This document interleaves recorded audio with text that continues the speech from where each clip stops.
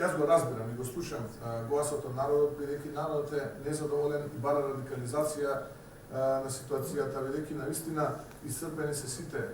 легалистички, демократски инструменти кои што до сега ни стојат на располагање. Јас знам дека најмногу би се израдувал Зоран Заев кога ние би се радикализирале сега и ќе проложи он да не представува да го представува ВМРО-ДПМН како деструктивен, како што тоа го правеше и во минатото, најпрво лиферуваше информации дека ВМРО-ДПМН ќе го бойкотира парламентот, не се случи. Потоа велеше ќе го обструира реформскиот процес, напротив, работевме заедно со нив, ги поминавме сите оние реформски закони, цитирани бевме во извештајот на Европската комисија, цитирани бевме во говорот на еден од пратениците на Христијанската демократска унија во рамките на Бундестагот дека благодарение на нивната сестринска партија и реформите во безбедносниот сектор Македонија денеска навистина може да биде третирана дека ги исполнила критериумите. Веле ќе ги бойкотираме претседателските избори, видовте како завршија тие избори, учествувавме, се боревме витешки поради тоа што имаше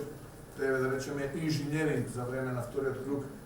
За жал не успеавме да победиме на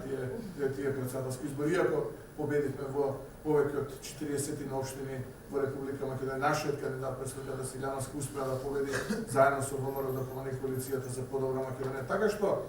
целокупната онаа конструкција во минатото која што беше наменета за ВМРО-ДПМН ние демантиравме.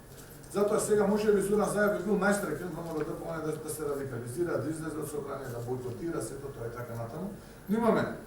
јасна и прецизна стратегија како да ги градиме нашите политички чекори, ја следиме таа стратегија и мислам дека многу скоро таа стратегија ќе вроди со ефект. Веќе на анкетите тие ефекти се јасни, но се разбира дека крајната цел на ВМРО-ДПМН, крајната цел е заедно со народот да го поразиме Зоран Заев, да ја поразиме оваа криминална врхушка која што денеска ја води Република Македонија. Така што стратегијата внимателно ја бираме, чекорите внимателно ги превземаме, а се со цел да не го продолжиме политичкото битисување на Зоран Заев уште не се